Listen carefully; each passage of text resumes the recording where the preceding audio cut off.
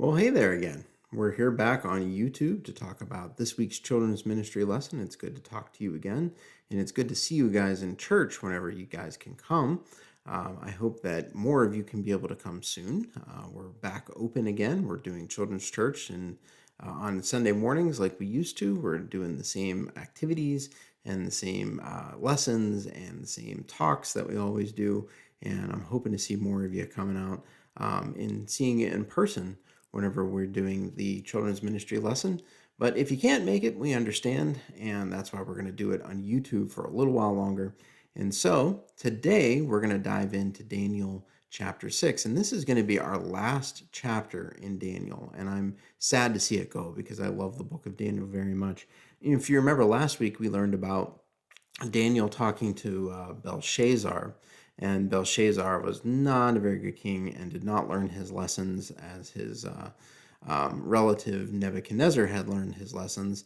And Belshazzar saw the handwriting on the wall. And at the end of that chapter, that was the end of Babylon. And Darius and the Medes and the Persians came in and they took over. And so Daniel survived that power shift to the new kingdom, and he has become one of the top advisors to King Darius, who is now one of the Medo-Persians that are now living in Babylon and taking over the kingdom and doing all of those things that Babylon used to do. So today we pick it up in Daniel chapter 6, and it seems that Darius must have really liked Daniel, just like Nebuchadnezzar really liked Daniel, and just like it seems like Belshazzar really liked Daniel too, because it says here that in verse 1, it seemed good to Darius to appoint 120 satraps over the kingdom. Those are kind of like officials and governors and that sort of thing, that they would be in charge of the whole kingdom, and over them, so over the officials and the governors, there were 3 commissioners, of whom Daniel was one. So there was King Darius, he was the big guy, and then underneath that were 3 guys. One of those was Daniel, and then underneath them were 120 guys who took care of all the daily affairs of the kingdom. And so Daniel was a really important person in the kingdom. He was really important to running the kingdom, and he was really important to King Darius himself. And the satraps were accountable to Daniel, it says, and that the king might not suffer loss. He did this so that the king did this so that he would things would go well in his kingdom. So it says in verse 3 that Daniel began distinguishing himself among the commissioners and the satraps because he possessed what the Bible says is an extraordinary spirit, and the king planned to appoint him over the entire kingdom. So the king was trying to make him the guy that was in charge of everyone. Everyone, obviously, except the king, but he was going to make him the guy that was in charge of everyone. Daniel was a really extraordinary guy. He was somebody who was very special. He was someone who was really smart and really capable. And God seemed to bless Daniel a great deal. He seemed to bless him a whole lot. And there was a reason for that. And the reason I think that God blessed Daniel a whole lot was because he wanted Daniel to talk about God. And Daniel sure did that. Daniel was very faithful. Daniel was a good guy. Daniel was the kind of guy that you want to be around and the kind of guy you want to be like. Daniel seemed to do very well for himself with the king. Well, however, that did not sit very well with the other commissioners and the other satraps, the other guys who were in charge, because they wanted to be in charge over everyone, and they were frankly a little bit jealous of Daniel, it seems. It says in verse 4, the commissioners, the satraps, began trying to find a ground of accusation against Daniel in regard to government affairs, but they could find no ground of accusation, of evidence of corruption, inasmuch as he was faithful, and no negligence or corruption was to be found in him. In other words, what that all means, all those big adult words there, is they couldn't find anything wrong with the guy. They really, really tried to find out if he was going to do something wrong. They tried to get him in trouble for all sorts of things, and they couldn't find a single thing that he did wrong that he was going to be in trouble for. That was all there was. And so they said, we're not going to find any ground of accusation against Daniel. In other words, we're not going to find anything wrong with the guy unless we find it against him in regard to the law of his God.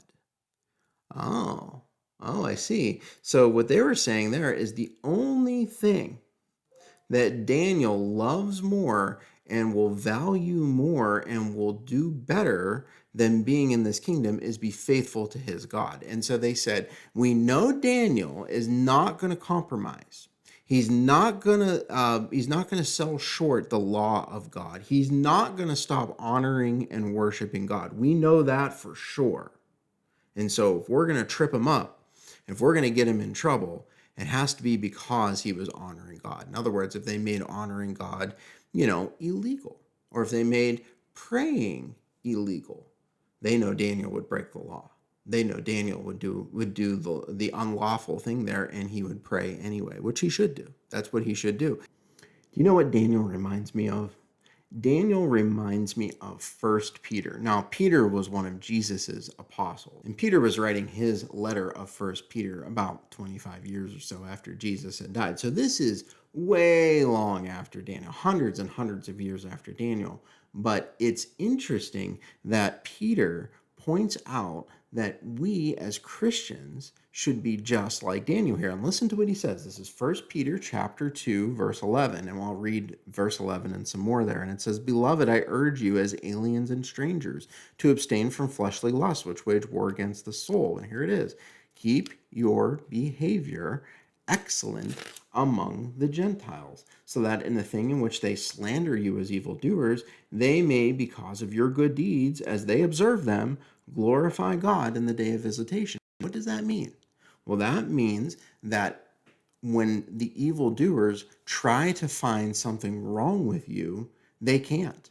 The only thing they can find is that you do good things. So in the thing in which they slander you as evildoers, they may, because of your good deeds, as they observe them, glorify God in the day of visitation. So they're going to say, you're a bad person for being a Christian. You're a bad person for honoring God. But you should be such a good person and so good at what you're supposed to do that the only thing they can say is you honored God. And so when God comes to visit them, which either could be Judgment Day or when God saves them, when God comes to visit them, they say, you know what? Your servants did really good. They did good things. And what are those good things? Well, Peter goes on. He says, "Submit yourselves for the Lord's sake to every human institution, whether to a king as to one in authority, or to governors as sent by him for the punishment of evildoers and the praise for those who do right." In other words, we should be good citizens. We should listen to the government. "And for such is the will of God, that by doing right, you may silence the ignorance of foolish men." So these guys in Daniel's life who were trying to get him into trouble for praying and honoring God, they're foolish men. And God says through Peter here, he says, you do right and you'll silence them. You do the right thing. You just concentrate on doing the right thing and the rest will take care of itself. "Act as free men," Peter says. "Do not use your freedom as a covering for evil." In other words, you're free. You can choose to be a baseball player or a ballerina. You can choose to get married or not get married. You can choose to live in a house or an apartment. You can choose to cut your grass or live in an apartment building where you don't have to cut your grass. You can choose whether to be a doctor. You can choose whether to go to college. You can choose all sorts of things. You're free. You can make all kinds of choices, but don't you dare use that freedom to do bad things. You're free to do good, not free to do bad. So whatever good it is, do it. But don't use it as a covering for evil things. And Daniel certainly didn't do that, did he? And they knew it. Those guys knew it. They knew the only thing they were going to get Daniel on was doing good. That's it. So it says, "Act as free men. Do not use your freedom as a covering for evil, but use it as slaves of God. Honor all people.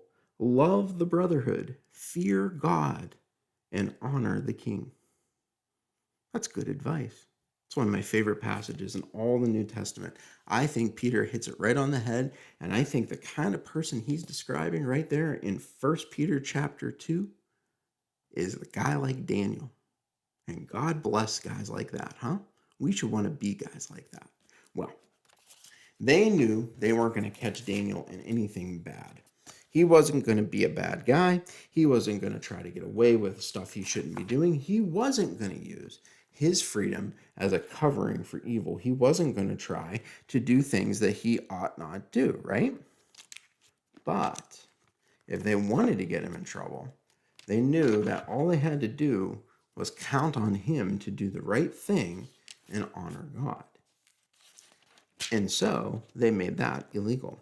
So they got together and they said, "Oh, King Darius, live forever." Here they are sucking up to King Darius, right? "Oh, King Darius, live forever. All the commissioners of the kingdom, the prefects, the satraps, the high officials, and the governors have consulted together. We've gotten all the smart guys in the room," they said, "and they've gotten together that the king should establish a law and enforce an injunction that anyone who makes a petition to any god or man besides you, O king, for 30 days shall be cast into the lion's den." In other words, you can pray, but only to King Darius. That's what they said. And they convinced King Darius to sign this thing.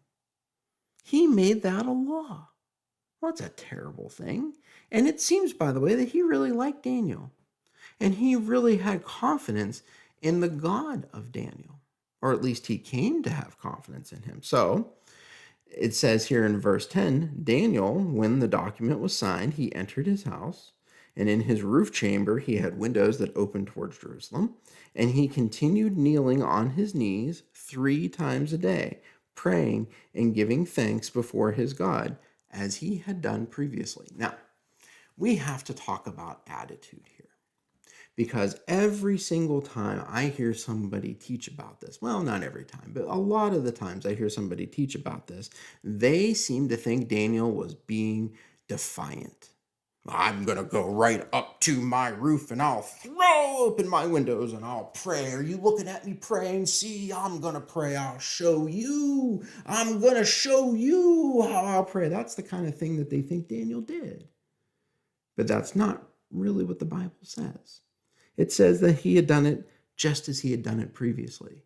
And so Daniel probably just said, "Well, it's not going to stop me from praying, and I'm going to go and I'm going to pray, just like I did before. And if they want to throw me into the lion's den because of it, oh well, I guess they'll throw me into the lion's den because of it." See, it's not Daniel trying to get them. It's not Daniel trying to rub it in. That's not Daniel. You want to know why that's not Daniel? Because that's not what a faithful man of God would do. That's not the attitude that a man of God should have about prayer and worshiping God. And that's certainly not the kind of attitude that a man of God should have whenever he's talking about the king and the laws of his government. Remember what Peter said: "Honor all people, love the brotherhood, fear God, and honor the king." Well, to walk in there and say, "I'll show you, I'm going to rub it in, see, you won't stop me," to say stuff like that is not honoring the king. It's just not. That's not the way to act. Daniel didn't act like that. Daniel just said, "Well, I'm going to obey God before I obey man, and I'm going to pray, and that's that. And if that gets me in trouble, I guess I'm in trouble." That's a godly man. That's what Daniel did. Well, it did get him in trouble. It did. They came and they said, "Well, we found this guy praying. We're going to arrest him." And it says here in verse 13, they said, "Daniel, who is one of the exiles from Judah, pays no attention to you, O king, or to the injunction which you signed," the law which you signed, "but keeps making his petition 3 times a day." And verse 14 tells us a little bit about the king. He seems to like Daniel. It says, "As soon as the king heard this statement, he was deeply distressed." Oh man, he was sad. He was really upset about it. And even set his mind to try to deliver Daniel. He was trying to find a way out of this for Daniel. That's what it says. And even until sunset, he kept exerting himself to rescue him. So he's probably pulling out all the law books and talking to all the lawyers and trying to figure out a way where he can get Daniel off the hook, where Daniel doesn't have to go into the lion's den.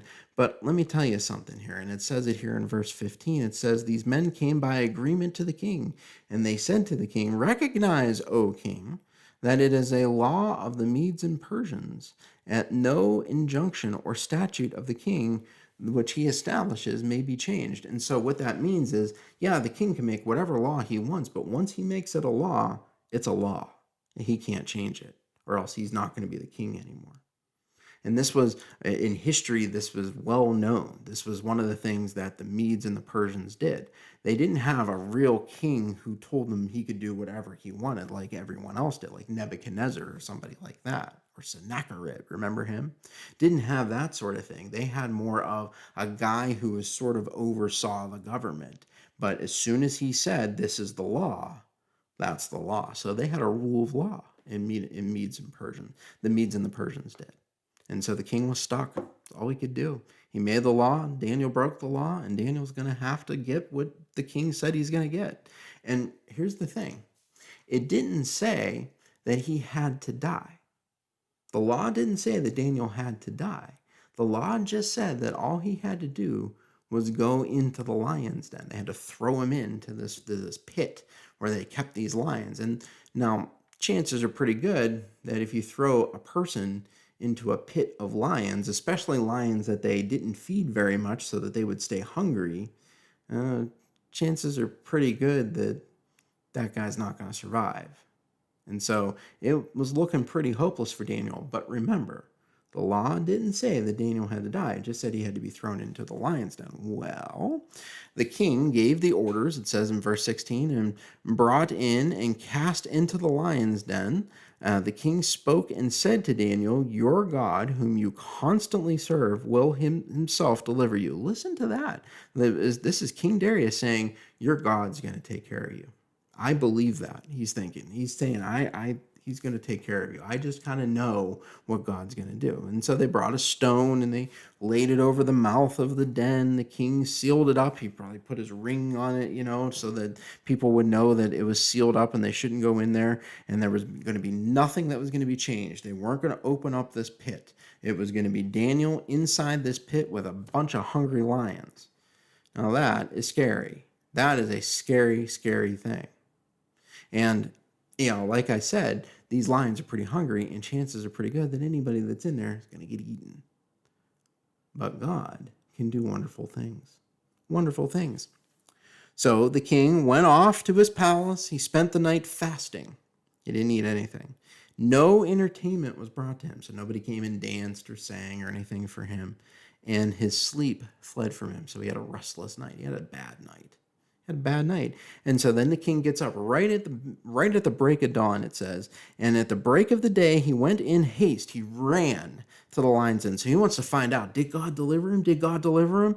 And he came near to the den of Daniel, and he cried out with a troubled voice. So he's very sad. He's probably wondering, he's probably thinking, oh, this is hopeless. Oh, I feel terrible. All that. And he says, Daniel, he says, servant of the living God, has your God, whom you constantly serve, been able to deliver you from the lions? Let's stop right here and just notice that King Darius is very humble right here. King Darius is sad. He's upset. He didn't want to do this. He didn't think this was a good idea. He loved Daniel, and he seemed very much to respect God. Now, he made that stupid law that anybody who was praying had to pray to him. That's not good. But afterwards, it seems like he kind of regretted it, and he didn't want it to happen. And he sort of thought maybe that was a bad idea. It seems like that, at least. And so he says, Daniel, is your God delivered you? Oh, Daniel, you serve him all the time. He's almost like you can almost hear him saying, please, please, please, please, please, God, deliver him. And Daniel answered. He wasn't eaten by the lions. He wasn't even touched by the lions. Daniel answered and says, O king, live forever. My God sent his angel and shut the lions' mouths, and they have not harmed me, inasmuch as I was found innocent before him.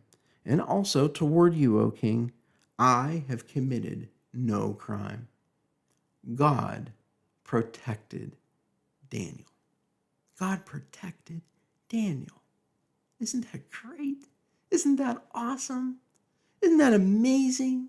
This faithful guy who prayed even though it was against the law. This faithful guy who served Nebuchadnezzar and Belshazzar and now Darius and told them all about God and interpreted their dreams and helped them to know the law of God and even saw Nebuchadnezzar get saved, is now being thrown into the lion's den for no good reason at all. And God comes and saves him and doesn't let him get hurt. Just like Shadrach, Meshach, and Abednego in the furnace. God did wonderful, amazing things here. And we should be so thankful for that. We should. And so the king pulls Daniel out of the lion's den. And you know what he does? All those guys who made him make that law, who talked him into it, he throws them in. The lions are pretty hungry. And God did not shut their mouths. God let the lions eat those guys, not Daniel. Darius makes a new law, and he says, I make a decree, this is verse 26, that in all the dominion of my kingdom men are to fear and tremble before the God of Daniel, for he is the living God and enduring forever. His kingdom is one which will not be destroyed, and his dominion will be forever. He delivers and rescues and performs signs and wonders in heaven and on earth, who has also delivered Daniel from the power of the lions. In other words, God is really God, and God can do wonderful things, and everybody needs to honor God. That's what the king's saying. Isn't that great? Isn't that awesome? Don't you wish kings of our day would say stuff like that? I know I do. So it seems like Darius learned his lesson here. You need to pray to God, not pray to me. But more importantly, we learn that God is so faithful. God is so faithful if we just do the right things. God saved Daniel from the lion's den. Now, that doesn't mean he saved everyone who did good things. There are plenty of stories of Christians all over the world and all throughout history who were very faithful and did great things to try to tell people about Jesus, and they died doing it. And God allowed that to happen, and that was okay, because they went to heaven to live as Christ and to die as gain, right? But in this case, God showed what a great protector he is and what a great God he is by shutting the lions' mouths and rewarding and blessing Daniel's faithfulness. And praise God that he did.